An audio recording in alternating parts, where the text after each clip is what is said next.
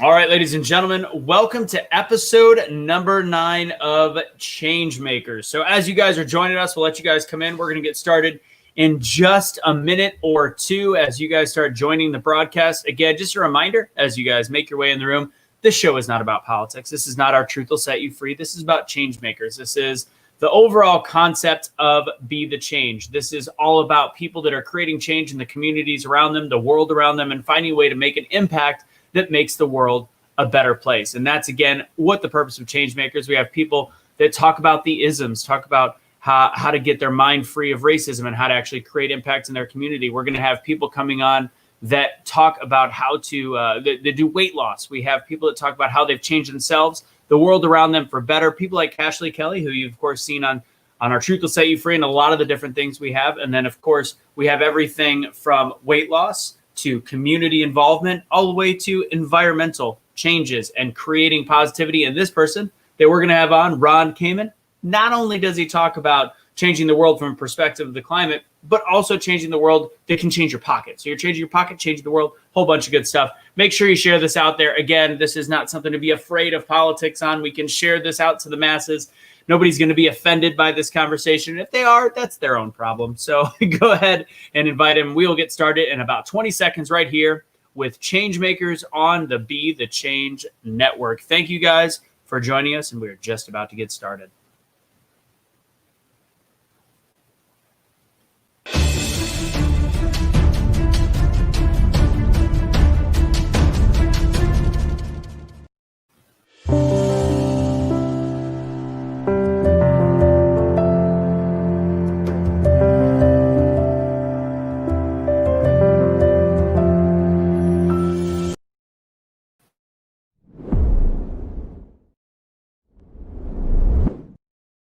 What's going on, everybody? Welcome to Changemakers. My name is Anthony Russo. What you guys couldn't see in the background was Ron. Our guest was actually doing the heart along with the Changemakers sign. So he's ready to go. I'm ready to go. Tell you guys a little bit about what Changemakers is all about. If you haven't been able to see this program before, this is all about people that are creating change in the world around them, in the community, and also finding a way to create actionable items. When Be the Change was started, the whole concept was to find a way to teach people and allow people, give them an avenue to create action to make the world a better place. We all have different ways of doing it. We all have different items that are our most important points. And a lot of people, of course, love the environment. It's great. I'm a recycler. I firmly believe in finding a way to find cost-effective technologies that actually help the planet at the same time of finding a way to make sure that we are still efficient as a country. A lot of different things. This show is going to be great. I'm very excited about our guest. Before I bring him up, though, I got to remind you guys on all the different ways that you can support what we've got going on. If you don't already follow us on YouTube, please do. It's youtube.com/Be the Change USA. We also have this as well as Truth Will Set You Free. We had a nice 2.5-hour marathon episode last night on that. So go to our podcast channel, which is go to #BeTheChange.com/podcast, and you can find everything that we do on there on all the major podcast networks. Also, second to last, we have our gear. We've got this. I'll let that run across the bottom. It's on #BeTheChange.com, and you go to the shop. We've got things like sweaters. This sweatshirt was last year. We don't have this, but we have something very similar. We got a whole bunch on there. We've got winter clothes, so it'll keep you warm. I know it's like false advertisement. Ron's laughing at me in the background.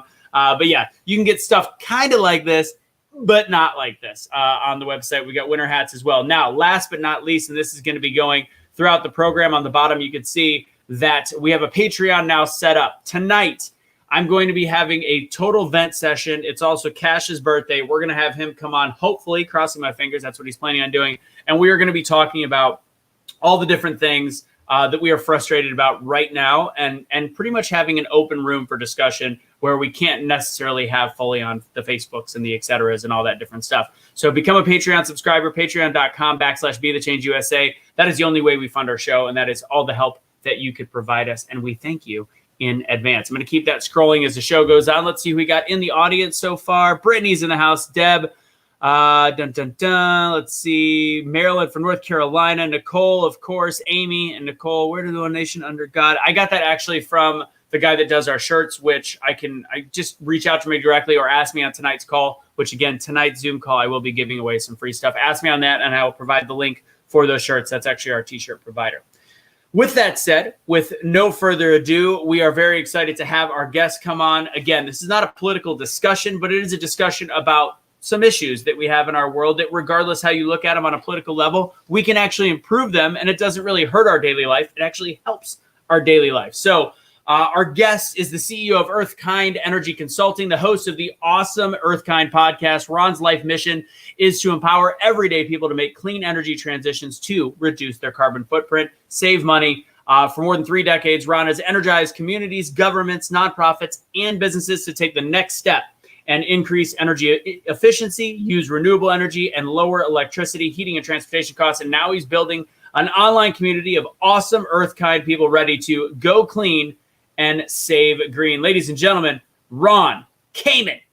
Hey, Anthony Michael Russo. It's a pleasure to be here. Thank you so much for having me. Hey, yo, forget about Ronnie, baby. What's going on? Ron, tell everybody out there a little bit about yourself, your background, etc.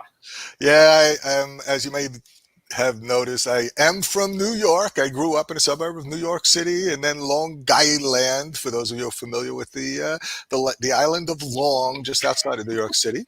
And then I actually went up to state to go to school in Binghamton, and I lived in Binghamton for a long time, and I married up there, raised a few kids, and then got remarried and moved down to the Hudson Valley, which is where I currently live, in Rhinebeck, New York, which is just up the Hudson from New York City, in between New York City and the state capital in Albany, kind of right in the middle, in the beautiful upstate New York region of Rhinebeck. I like the way Pete pronounced it. Long Island. It's like a long and then island. I like that. That's actually, if you pronounce it properly, it's a Guyland, a long Guyland. Guyland. Yeah, so yes. Anyway, I am from New York, and I went to college actually because I was good at math, liked math. I thought I would be an accountant, and I went and I studied, and I got my degree in accounting. But along the way, I got into accounting, and the more I got into it, the less it became the balance of debits and credits. I like synergies. I like things to balance. The more it became finding some little loophole in some law or a little tax piece about how to do this, that, and the other thing. And I realized that sitting in a dark room and doing that was not what I was meant to be. And luckily, I wound up getting into a master's program and studied a whole range of things that just opened my mind up to the fact that life is short. And we all have to figure out our reason for being here. But, when we're doing what we think we should be doing and we're in that flow, boy, there's this feeling of both time slowing down and things working out. And I've realized that for me, being in that space was in clean energy, working with people, figuring out how to help them get to the next level of efficiency and clean energy, and simultaneously to be really sustainable. You can't do it by paying extra. You have to do it by saving money. So for all my career, over 30 years now, I've worked with all different kinds of people. It's been really great. I've worked on energy policies that help people make this transition, and it's policies that define the goals that we have as a society. And then I help develop programs, and those programs then take those policies and turn them into action with funding sources that then lead to projects. And over the last decade or so, a couple of decades actually, I've worked with projects, especially with communities and governments and for-profits and nonprofits, to help them figure out how to reduce their energy costs and improve their carbon footprints, and simultaneously do it in a way that they were net cash flow positive. And sometimes it was great return on investments if they had capital and could take tax benefits and put together all the incentives that make a project work. And other times it's with no cash out, working with nonprofits and developing public-private partnerships where a for-profit would come in, put money into a project, the nonprofit would save money right from day one with no cash out, and this for-profit would then recover their investment over time, selling them energy at a lower cost. So really, it's been an interesting ride. And when we talk about energy, there's really 3 aspects of it. People think always of electricity, and there's no doubt that electricity and clean electricity is a key component of energy, and we have to move to clean electricity with solar and wind and water power, and also geothermal, and we could talk about that a little bit. But really, AWEsome EarthKind is about the power of the forces of nature, the power of the air, wind power, the power of the water, hydropower, the power of the earth, geothermal, and other sources of earth power. And then the biggest source of power on our piece of the universe, actually in this part of the solar system, but our part of the universe, is the sun. So between those four forces of nature, you have 1,000 times more energy than we need. It's there. We now have the technology to capture that energy and to use it for all our electricity, heating, cooling, and transportation needs in various different forms. And the best part is that when we do that, we could save money. So it's win, win, win, win. And the other parts that come in is not only can you save money, not only can you have a positive impact on the environment, but in addition, doing it creates jobs. There's now 3.4 million Americans working in clean energy jobs in this country. That's 3 times more than all the fossil fuel industry. It's amazing. So Ron, I got to ask a question because I want to preface this. First off, you've got your stuff together, and I love it. And what people might not know about me is about Be the Change. One of the first things when I created Be the Change, when I brought up issues people would yell about at the top of their lungs, and they would judge other people's issues. Is I always love the conversation about the environment. People would go, climate is ending, the climate change, and all this, or the world is ending, and all this different stuff. And I said, cool. And I know that you might hate different administrations. You might have these policy issues. I'm like, do you recycle yourself? It's very basic. It's just like step one.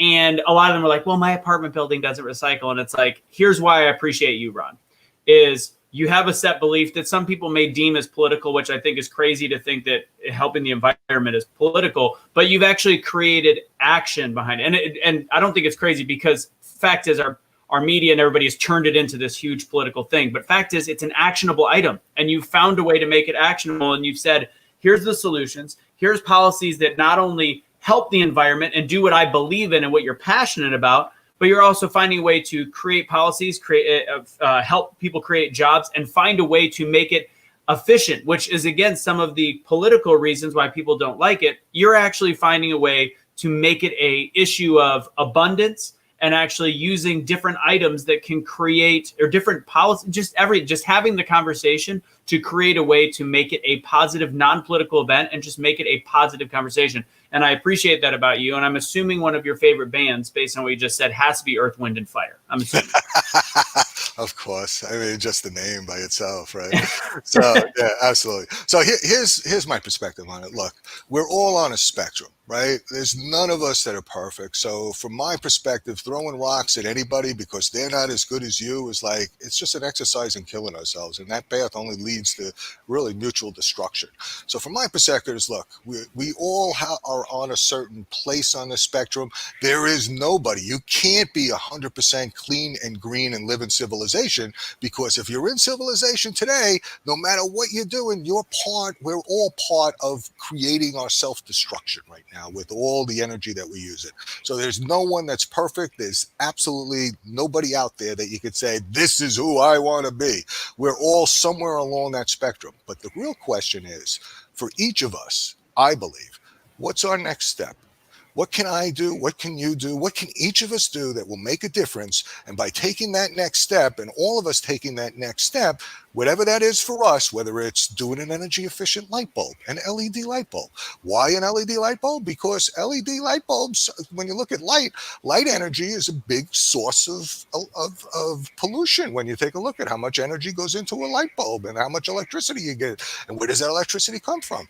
And you take a standard incandescent light bulb, right? 100-watt incandescent light bulb. And the reason why you burn your hand when you touch one of those incandescent light bulbs is because 90% of the energy is creating heat, not light. An LED light bulb creates light, more efficient. So instead of 100 watts, now you get the same light for 20 watts, and you reduce your energy consumption. So you are more efficient. You get the same light, but now you can have less energy and spend less. But Ron, the LEDs, but they're more expensive. Go ahead and answer the question the way I know you will. Absolutely, no doubt. So they're a little bit more expensive up front, and actually there's different utility programs that many times will help you make that cost come down, so it's really not that much more to begin with. So take a look at your utility, see if there's a program in your locality, and everybody should look, because there are various programs. But in addition, these light bulbs, one of these LED light bulbs lasts 10 to 20 times as long as one regular light bulb. So add it up. You want to change 10 or 20 light bulbs and pay every time a dollar, or just pay it once, save money over the long term in terms of how much you're paying for that same amount of light over time. And you save it in energy and you get your money back in a couple of months or a year or thereabouts. So depending upon your energy structure and what your utility rates are. So one, you save, yes, it may cost you money up front. You'll save money over the lifetime of the bulb. You'll also save the hassle of continuing to have to change these pain in the butt light bulbs because they keep burning out and you got to go get another one and I got to do this and I can't see. And it lasts that much longer and you save money and energy and you have a positive environmental impact. So that's just one example. There's tons of other examples that are out there where we can do little things, each of us to do a little bit. What they found with solar electricity, let's just take that for instance. They did a study, right? So solar electricity. So there's lots of different pieces of this that we could talk about in depth. But, you know, the reason why people go solar and other people haven't yet, it's not how much money you have. They did a study. It's not how much money you have. It's not how wealthy you have. Definitely wealthier people, it's easier for them to do it. But that's not the main reason. It's not how educated you are. It's not like, oh, yeah, I'm a college guy and I know about solar. I'm going to go get solar. That wasn't it at all. The reason why people go solar, the biggest reason, was because they know somebody that went solar.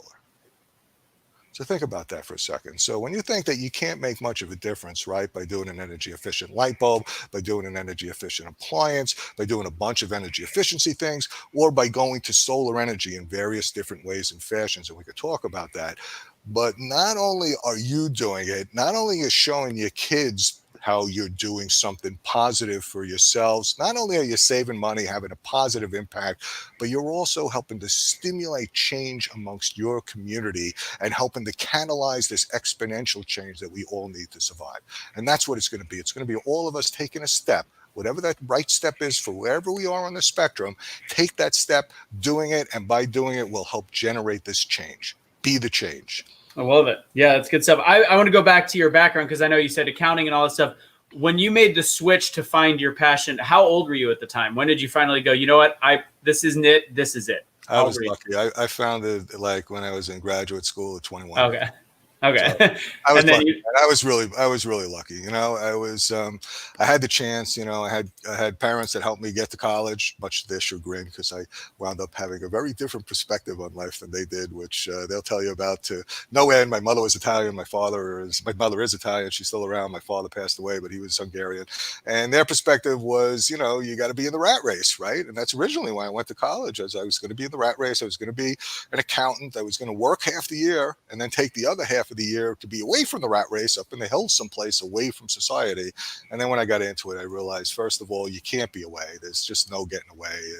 The nukes go off, the climate disasters happen. We're all in this together. It's a small planet. You can't get away. You can get a little bit away, but you can't get away. I'm trying. I just I got a Class A RV. My concept is to get as far away just in case. I want to be mobile in case something happens, but at the same time, I'm with you. I don't know where I'm going to go if SHIT really, really hits the fan. I don't know. How far can I possibly drive into Idaho? You know what I mean? Yeah, and even then. So, okay, so let's say that happens. Right? So let's say worst case scenario happens, or a bunch of different worst case scenario happens. And look, we're still in the midst of COVID, right? So, I mean, it doesn't take that much to be able to say, oh my God, what if COVID was just a little more deadly and instead of only 3% of us dying, it was 97% of us dying?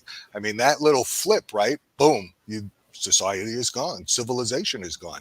That happens. A nuke starts going off and people start lobbing nuclear around, which has been my fear all my life. I grew up first hiding under desks thinking that could get away. You can't get away. If we have any younger people watching right now, which our demographic is kind of my age to your age, it's right in that part, but people don't realize, and I know I've heard from my mom, and when you were in elementary school, they actually did Cold War. They did bomb shelter, essentially bomb drills, right. Correct? Right. It's insane for us to think about. And we think we're and we're not in the best place right now, but it has been much worse and it could be worse again. So it's an interesting thought that there's some people that have no idea. Like there's 20 something year olds right now who are like, yeah, they had to take drills or they hid under a desk just in case the Soviets bombed us. Shut up. No, literally it was real. Yeah. And then the other part of that that's really, kind of crazy is that, well, back when there were only a couple of hundred nuclear weapons, maybe if you did under your desk, you might survive and there might be something to come back to. But you know what? If we start lobbing nukes at each other, there's 1,000 times more nukes that'll wipe us all Just out. end me. That's Yeah. it. It's over. Like, so it's like like there's no hiding. It's like, so yeah. Yeah, it's like hiding underneath a desk for a nuclear bomb to me is about the equivalent of when they teach you how to put a seatbelt on an airplane. Always confused me. I'm like, at that, like, I don't know what this. I've never heard of. Did you ever hear the news story where it's like, man survives airplane crash because he had a seatbelt on? It it never made sense to me. It'll help if you bounce it around a little bit, I think. Yeah. I mean, if it's going down, you're toast. So no, that's the whole thing, right? It's like, and then you look at the climate disasters, right? And you take a look at the wildfires that are going, just crazy, millions of acres burning across this whole country, right? And Australia. Right. And the droughts and the floods and the, extreme weather events. And I don't know about you, but when I was growing up, I'm in New York and we never used to have tornadoes. We never used to have, every once in a while we'd have a hurricane, but now it's like every year there's multiple, sometimes they call them microbursts. The microbursts are happening multiple times every year. There's just this quick, abrupt storm that comes through and wipes out acres and trees and houses and everything else. And then there's the tornadoes. And I lived through my own little tornado experience, so I can tell you something about tornadoes. But anyway, you're talking about your first marriage? Actually, that was right towards the end of my first marriage, so it's a different conversation for another day. But yes, indeed. But so I want to create extreme weather events. Yeah, so go ahead. Yeah, with all the extreme, and I want to create a transition into a little bit about what you're talking about with these weather events, and also kind of do the bridging the political gap. Here's the way that Ron looks at things and how he's going to talk about things: is you take the politics out of it. Say you're like, I think this climate change stuff is BS. Or I think it's something, or I think it's the end of the world. There's 3 different ways to look at it from what I see. I'm a middle ground person. I think we should be doing a bunch of things, but here's the best way to look at it. If it doesn't change your life very much, but it could potentially have a better effect on whether or not the planet could end in 10 years, 50 years, 100 years, and it could have something to do with us, whether science can say one thing or another. Fact is, if we can make an impact that's positive and save us money, and actually create some kind of positivity, we get to take all the politics out of it. We can say the environment ebbs and flows. We could say that, tornadoes and droughts, they come in 100 years. It could be completely non-climate related, but whatever you want to say, if something can actually help the environment that you are in, keep the air cleaner to breathe, and be able to do all these different things that help, even on the smallest level or bigger level, why not do it? So that's, and I'm big into that in terms of environmentalism. I'm meat reduced. I don't eat much meat. I went years being pescatarian or sometimes vegetarian. There's a lot of different things you could do without it being political, and just realize it falls under the category of why not. Kind of like raising a child. If they tell you, like, if you don't beat your kid, there's a chance that there's a 3% greater chance that he's going to be a better adult or not beat his own children. It's not fully proven, maybe, but if it's worth the shot, you take the shot. Right, and the any of us that have kids, right? What's the most valuable? What's our most valuable thing in our lives? It's our kids, right? And look, do you want to leave the world a better place for your kids? Do you want your kids to grow up and have a potential future on this planet with air to breathe and water to drink and food to eat and all the things that we want? Then yeah, to me it's like it's a no-brainer. But okay, I hear what you're saying, and I guess I do agree with that. Is wherever you are on the political spectrum, wherever you are on your belief systems, first, if you could save money doing it, why don't you just do it, right? First of all, let's all agree to that, right? I hope we can all agree to that. But then, I do have to take this piece, which is that I believe, and everyone watching this has an embedded belief, the fact that actually science works. If science didn't create the electric and the boxes and the technology and the buildings and the cars and everything in our life that drives our civilization, nothing would work. So if you don't believe in science, no problem. Go in the woods, let go of everything that science has built, everything that engineering has created, everything that humans have made that makes civilization, because you don't believe in it. No problem. Don't believe in it. Go away. Let it go. But you know what? My phone works, my computer works, my lights work, my building is heated, I drive myself around, I take planes, I do all these things, and that's science. And when 99% of science says that, you know what, we humans, we're having an impact. There's 7 billion of us now. All this stuff that we're putting into the atmosphere, it's having an impact. I tend to think that, 98% of science, it's a good thing to merely think about as an engineer, as anybody that believes in science. And I thought, actually, Arnold Schwarzenegger, who's a Republican, actually said it really well. I've got 2 rooms for you. I got a choice. You got 2 doors. One room, you got an internal combustion engine car that's running. The other room, you got an electric vehicle. We're going to put you into the room and you're going to hang out there. Which room you're going to choose? The electric car. Really? Oh, you don't want to go in with the carbon monoxide to die? Right? I mean, yeah. That's where we're at. That's the choice, right? And I thought Arnold did a really good job with that. And I think that's where we're at. And so, but even if you decide that, okay, well, Ron is like crazy and all this science stuff and all this climate stuff, and, there's a couple of scientists that disagree and they must be right compared to the rest of the world, fine. Just do it because you want to have fresh air for your kids around your home and around your community. And you want to save money. And, we could create jobs. You want jobs. Everybody wants jobs, right? That's the whole thing. And there's more jobs now in clean energy, 3 times more than fossil fuels. And so there you are, And, you want to deal with equity issues. The other part of this is clean energy really crosses all the borders, because when you take a look at clean energy and the people that both need the work the most and the work that most needs to be done, those are generally communities that have really high asthma rates because of the emissions that are happening there in the communities of color and their low-income communities. So if you want to try to build a society where we can all get along and do stuff together, where you want to create a more prosperous economy and actually have people that are doing well by doing good and working hard and getting compensated and having a good life, hey, clean energy is it, man. So yeah, we're about to, now let's talk a little bit about the electric car. So here's the fun part, because I worked, for a lot of people might know, I work in the automotive space for a long time.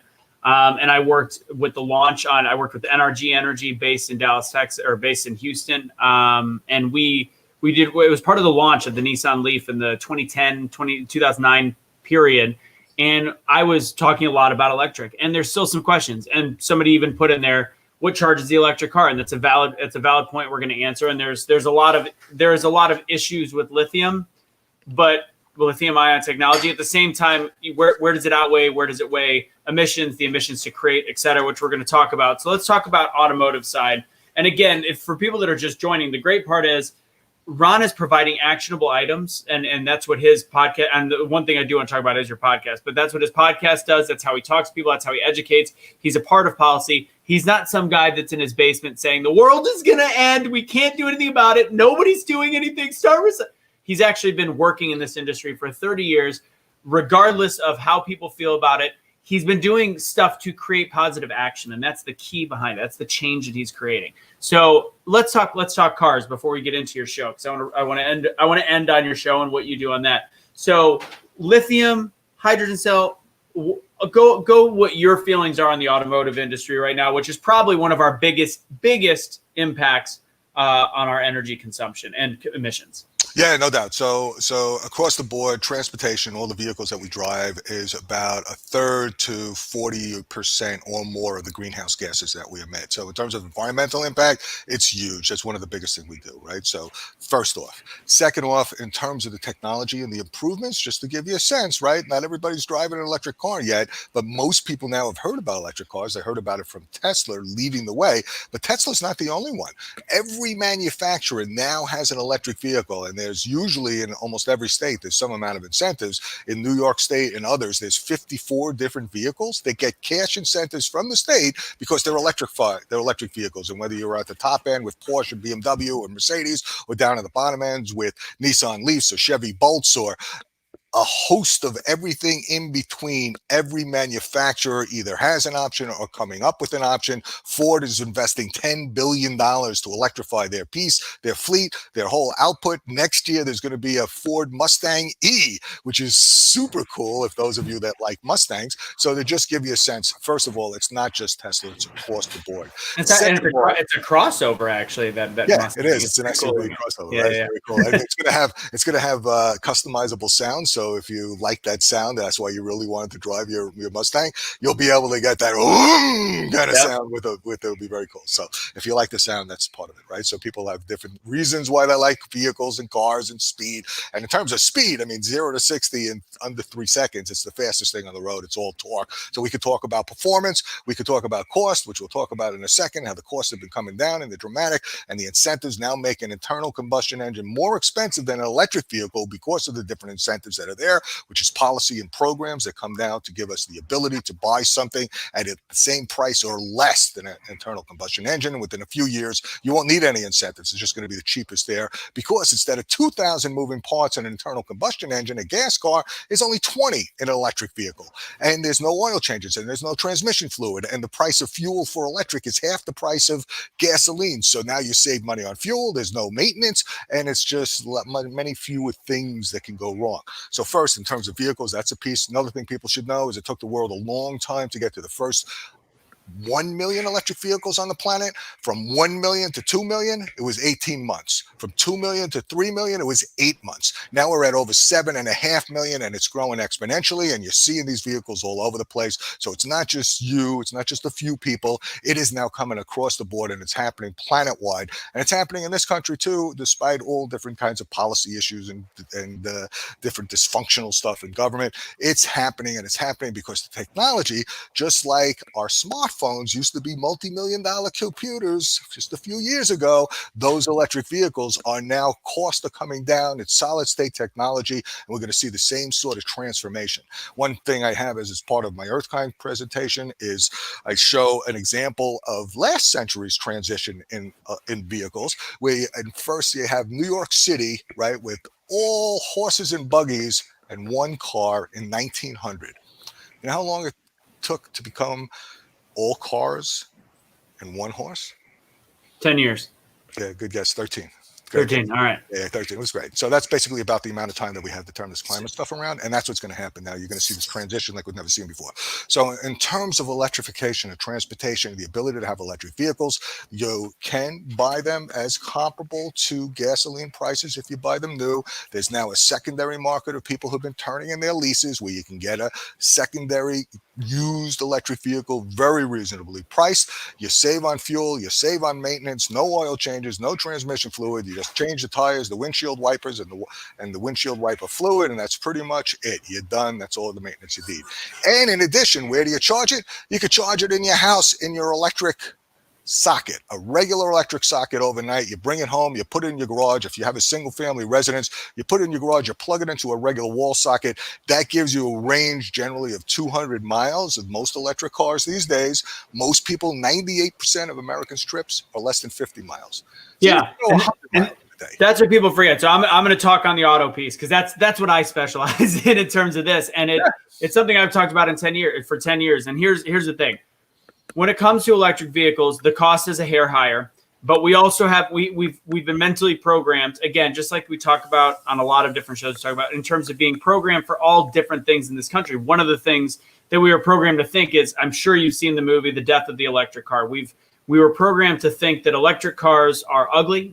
And obviously we've changed that with Tesla and stuff, but we were programmed to think they're ugly, inefficient, slow. When the Prius came out, it was a dog. I mean, it was ugly. It was expensive. The battery costs were $10,000 for replacements.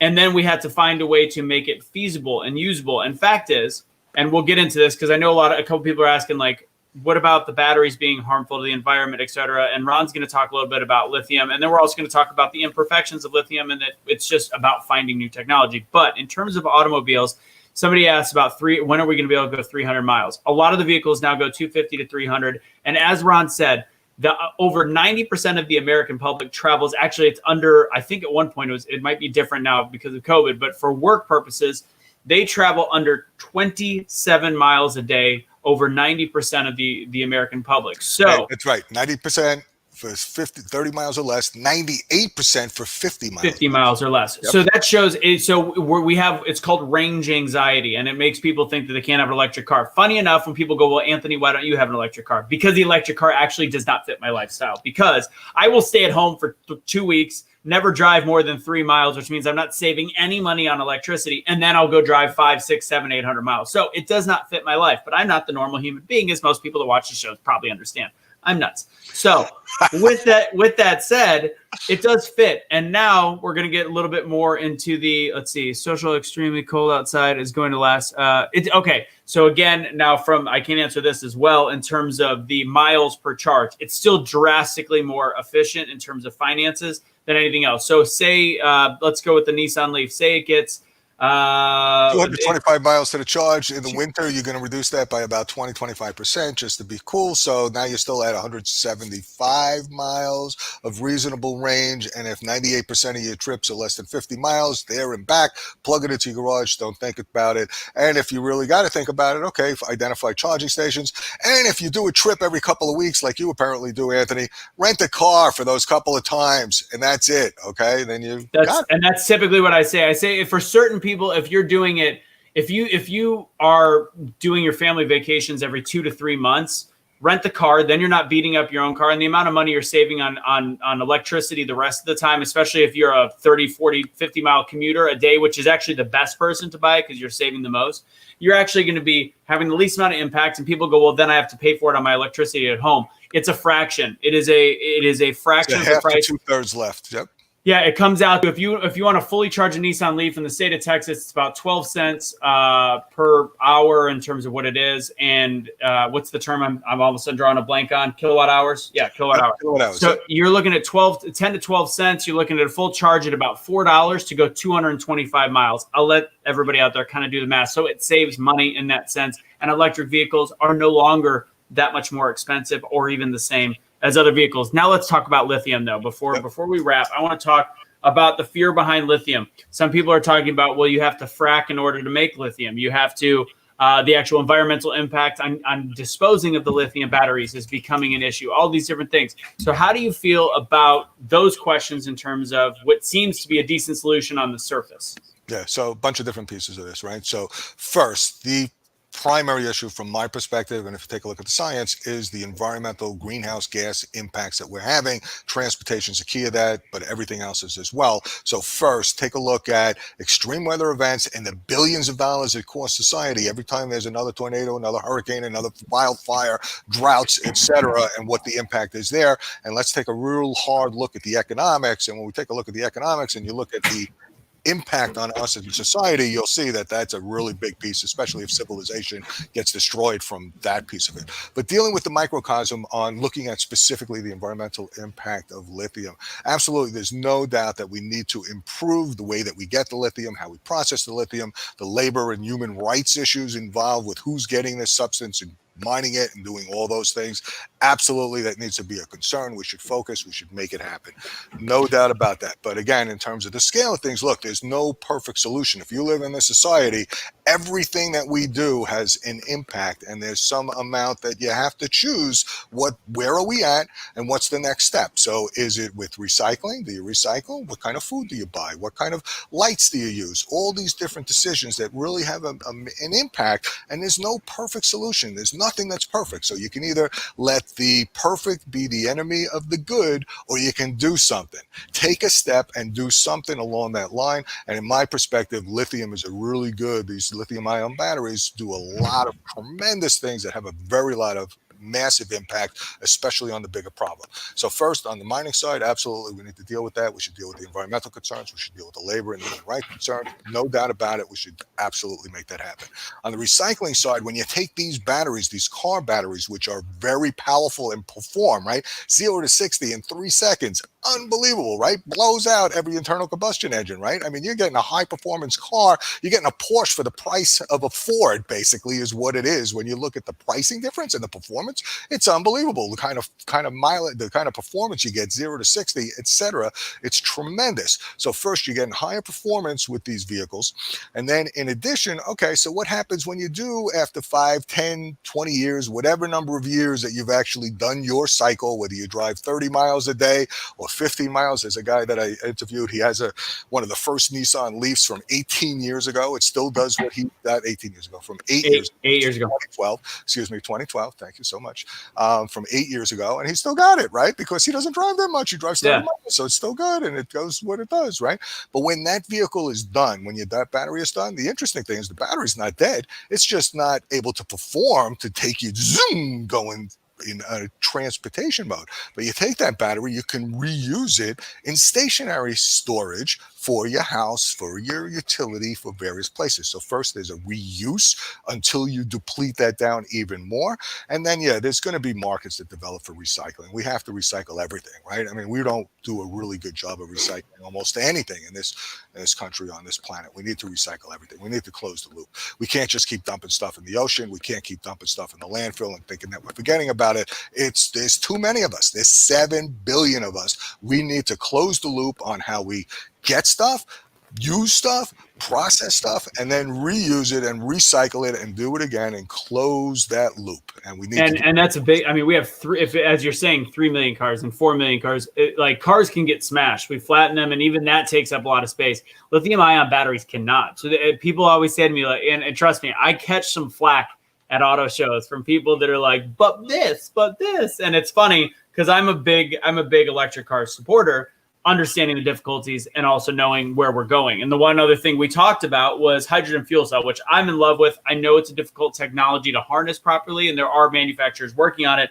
And this solves all of the problems. To me, it solves all the problems. What's your philosophies on hydrogen fuel cells? Yeah, so first, hydrogen fuel cells have been used a lot. Solar and hydrogen fuel cells in space. Let us not forget that it's not like this brand new technology that's out there. It was a costly technology, but the costs are coming down. And if you take a look at so first, the part of the solution, right? When you really think about what's the holistic solution to this whole issue that we've got, it's using the power of the sun, which is the most powerful energy source on the planet, right? There's 1,000 times more energy in that little ball in the sky than we can use right now. The power of the sun, the power of the wind, the power of the water, the power of the earth. You take those 4 forces of nature, we've got more energy out here than we can use. We need the technology to grab it, right? But in particular, everyone has access to some amount of sun, no matter where you are at some point during the day. You grab that sun, you turn it into electricity. Where you can use wind, you do that. Where you can use water, you can do that. Where you can use geothermal, you can do that. So other aspects of geothermal used for heating and cooling. We talk about that another point. But basically, you take clean electricity, and then what you do with that clean electricity is you take water, which is H2O, hydrogen and oxygen. You crack that water, that H2O, into the hydrogen. You get oxygen. You run it through a fuel cell. You recombine it. And now what you get as an output is you get water and you get electricity. So you're taking clean electricity, you crack water, you put it in a fuel cell, you get water out, and you get electricity. That's the cycle, and that's part of what we need to do is all these different cycles. That's one of the cycles. With hydrogen, the great thing about fuel cells, where they've made a real inroad, has been in places like warehouses, where now all the forklifts are going to hydrogen. And the reason is because when you're in a warehouse, you can't be burning whatever, gas or propane or anything else, because when you're burning it, you're emitting it. And now you got carbon monoxide where people are working and striving to get. It's not good for air quality. It's not good for performance. It's not good for health or living things in general. So you can't burn stuff in warehouses. What you want to do is have a non-emission source, a non-fuel source, which could be a battery or it could be a fuel cell. What they found with batteries in a warehouse was that they needed 3 batteries to do the job. You needed 1 battery in the forklift to go out and do the things. Meanwhile, you had to take the battery when it came in and start charging it. So now you needed a second battery that you were going to be charging. You take one out, you put it in. But meanwhile, you didn't want to sit there and wait for the battery to recharge. So you needed a 3rd battery that was already charged to put in the vehicle so you could go out and do this, right? So they needed 3 batteries for the same performance. With a hydrogen fuel cell, it was a simple leap. It's still electric technology. It's still using the same electric to drive things, but instead of it coming from a battery, it comes from the fuel cell, and they just pump it in hydrogen. The hydrogen goes into the fuel cells, combines with oxygen. You get water as an output. You get electricity as an output. You do your forklift all day long. You come back, fill it up with hydrogen, and off you go. So it's a great technology, great solution. It's also going to be one of the potential solutions for long-range hauling of trucks, and it may be a solution also for airplanes and such. We're going to see there's a lot of different fuel technology alternatives that are starting to happen with liquid fuels and a bunch of others that are clean and green.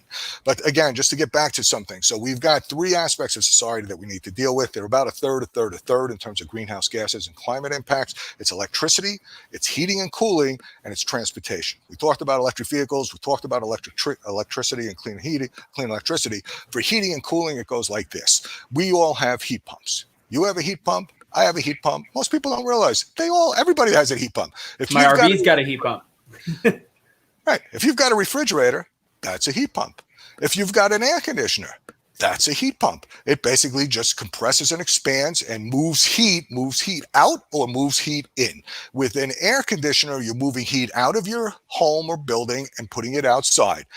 In a heat pump, two-way heat pump, an air source heat pump just reverses that process during the winter, grabs the heat out of the air, even down to -5 or -15. The technology has improved that much. You take that heat out of the air and you put it into a space. That's an air source heat pump. And when you power that with solar or wind or other forms of clean electricity, now you've got a clean heating and cooling solution with an air source heat pump. But the best heating and cooling solution is right under our feet. You go down 4 feet any place in the world, or most places in the world, and now you've got a constant temperature that's like 55 degrees around here. I don't know what it is in Texas, but basically it's a solid. Depends. Drill under. Here's a fascinating thing. You drill under any building before you build it. So you're doing new construction, you build any building, you're moving all these people, all this dirt. You drill holes 500 feet down in New York, and pretty much everywhere else, up to Toronto. They've done it there as well. Go down 500 feet under the footprint of that building, just under that footprint of that building, right under it. So you drill down holes 500 feet, you spread them out a little bit. That footprint carries a building up to 30 stories. All the heat, all the hot water, all the cooling. Why aren't we doing this all the time? It's solid. Now the technology's improved. It used to be geothermal was more of an art than a science. Now become more of a science. It's a closed loop. Basically, you're running a pipe down, the same kind of pipes that we have for natural gas and other things. It's carbon fiber. It's guaranteed for 50 years. It'll last 200 years under the footprint of our buildings. And now we've got heating and cooling. It's a geothermal system. You send down a fluid, you come back, you got that ground temperature, 50 degrees, 55 degrees. And now you only got to go up 15 degrees to make it warm, or you only go down and you use it for cooling, and now you've got very little energy to get the same comfort that we want to have. So that's the solution. So clean electricity, heat pumps, and transportation. We put those three together, and the fascinating thing is not only can we have a tremendous environmental impact and make all the difference we want, but they did an analysis about the impact on the United States economy. It is $5 trillion that we would save as a society if we make this transition and finally do what we need to do. And people are gonna ask me. They're gonna say, "But Anthony, what about all the jobs we're losing, et cetera, when it comes to fossil fuels?" Well, Ron has already explained that there is a lot of there's a lot of jobs in electricity. There is a lot of jobs in clean energy, not electricity. Sorry, there's a lot of jobs in clean energy. At the same token, if we're spending less money on not only our own fuels, but also the way we get fuels from other countries, if we're saving that kind of money, this is allowing us to actually rescind taxes and reduce taxes. So ultimately, when people say 5 trillion saved, it's also 5 trillion given, and that could be in the form of tax reductions across the country. And again, you have to outweigh, some people might lose $100,000 job or an $80,000 job, which is awful and terrible. But we have to find the alternative for them to find, and at the same time be able to reduce their taxes when they do find the other job. It is an imperfect science, no matter how you look at it. But as the world evolves, we also have to evolve with it. That's the biggest thing I can say. Studies have found that actually the types of jobs that you get with clean energy, there's a lot of entry-level jobs, which is awesome, no doubt about it. Those are entry-level, and the entry-level pay $20, $25, so $50,000 a year. entry level into many clean energy professions. But then you get the 100 and the 150 and the $200,000 jobs too. And yeah, there's more jobs than in the fossil fuel industry today. And there will be more as we continue to make this transition. It's a way of building a prosperous economy as well as doing all the right things environmentally and saving us money individually and collectively. Yeah. And here's where the politics create a problem. Because ultimately, it is impossible to say, let's end fossil fuels, let's go electric. And then it's also impossible to create progress if you are only doing fossil fuels, not going electric. Somehow, because of the way our government is set up, we only work on one at a time. When they have to be worked on, there has to be a transition of power over time, and not over like 2 years. It's gotta be clean. It's gotta be a clean process. And the great thing that I've also learned about the fossil fuel industry, some of the technology and engineered jobs that it has can actually be transitioned into clean energy. A lot of the knowledge that is built up in how to farm fossil fuels are jobs that are perfectly mirrored in the clean energy space. Exactly. And this is coming from a conservative. Like I don't get why people don't understand that. It really is. There is a need to start finding a way to shift just because it's more efficient, it's more cost effective, it's smart. We just have to find a way to place people and continue their jobs and continue the ability. It takes time, and it also takes cooperation. Ultimately, that's the biggest thing. And that's why I appreciate everything that you say and what you do, because I'm a granola conservative. I believe in a lot of different ways of also healing the universe, healing people around us at the same time as, finding cost-effective ways to do things. So I appreciate everything that you talk about and the ridiculous amount of knowledge that you have. Tell us, Ron, about your podcast and a little bit about Awesome EarthKind Energy and all the different things you're working on. Sure. So with Awesome EarthKind Energy, the premise is very simple. There's 7 billion of us on this planet. We're having an impact. We are now a force of nature. There is no doubt that we are having these dramatic impacts, and you could just take a look around your community and you'll see those impacts by yourself. So it's you and me, M-E, the last 2 letters of awesome, right, is M-E.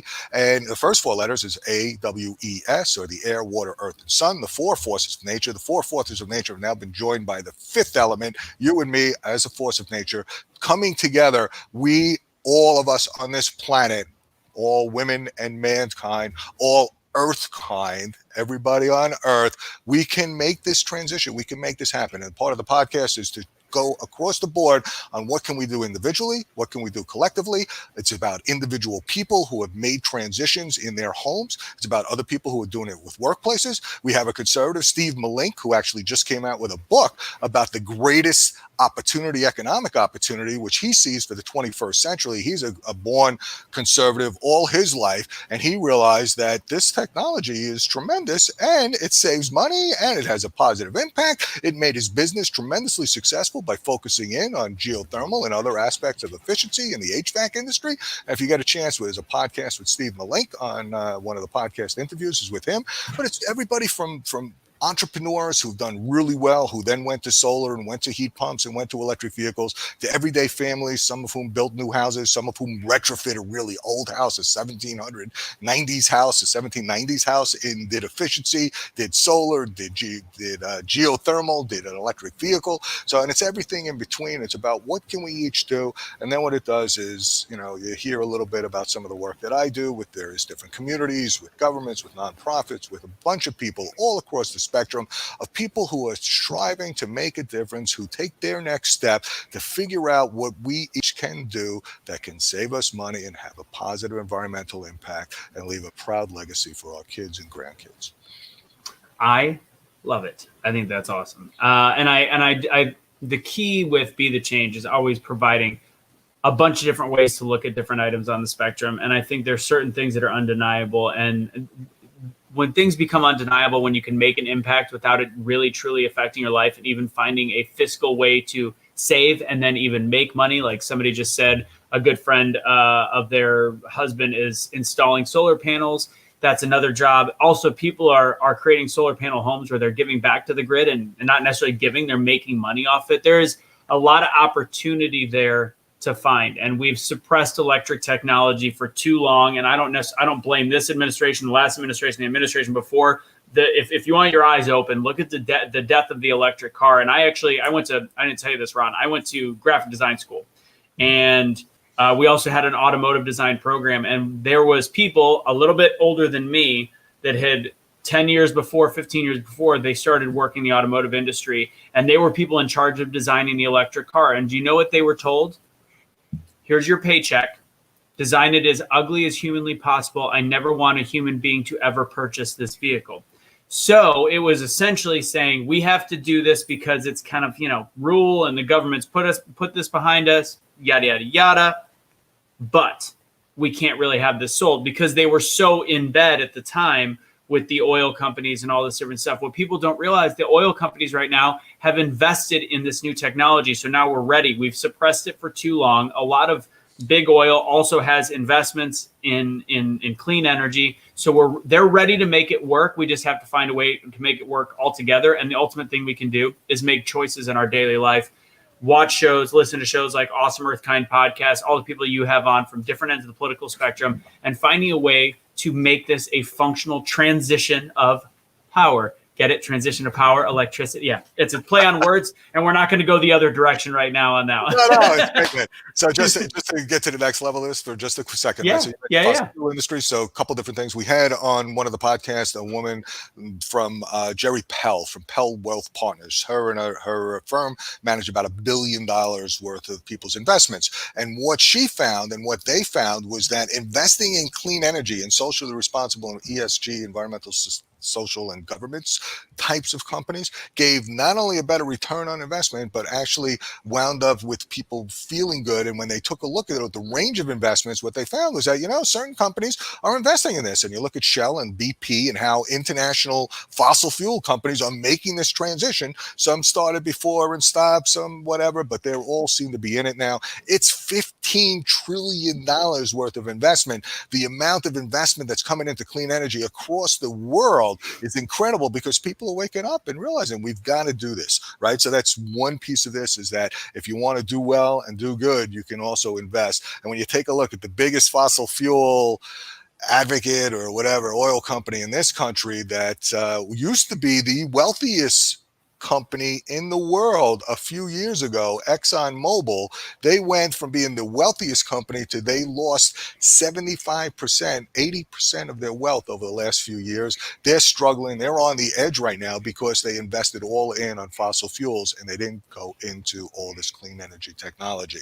So when you take a look at investments and where are you with your investments and strategies, you see that the guys doing clean energy are doing really well. And not only Tesla is blowing out all the other car companies across the world. It's not just Tesla. There's a whole range of companies that are investing in clean energy technologies that are blowing it out. They're doing really well with return on their investment. They're providing people with long-range security in their pension funds and in their IRAs and in all the different ways, and they're giving outstanding returns on their investment.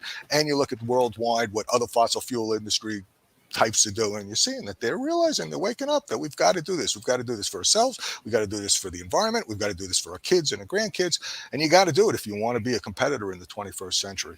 And that's what Steve Malink's piece was about too. It's the biggest opportunity. And let's hope that this country and everybody in it starts getting with it and realizes that we can again lead the world with our technology and our willpower and our ability to make this transition. And it's going to be good for us. It's going to be good for our kids. It's going to be good for the environment. It's going to be good for the economy. It's going to be a win-win-win-win-win. So let's win. I love it. All right. Well, we're going to wrap up this show. Thank you so much. They can find you just by going on all the podcast networks. Awesome EarthKind Podcast, correct? Awesome EarthKind. Yes, sir. AwesomeEarthKind.com. And they're on all the major platforms, or you can go to our website, AwesomeEarthKind.com. AwesomeEarthKind.com. You guys can just see it on the bottom. AwesomeEarthKind.com. And you are awesome, Anthony. Thank you so much, man. Be the change. Keep it going. Thank you so much, guys. Don't forget, if you want to be a subscriber for Patreon, right down below, www.patreon.com/BeTheChangeUSA, #BeTheChange.com. Shop for any of the stuff we've got going on. Also, of course, I would love for you guys, if you guys didn't catch this whole show, I think this one's going to be a really good audio to listen to later if you didn't make the whole thing. So make sure you check out #BeTheChange.com/podcast. That's where you can find it on all the podcast networks. Aside from that, please remember to like, share, subscribe. Again, this one's safe to share to all your friends all across the political spectrum. And that's what Changemakers is all about. Ron, thank you so much. It was great having you. Appreciate it. Ladies and gentlemen, thank you for watching. And remember to be the change you wish to see in the world. Thank you.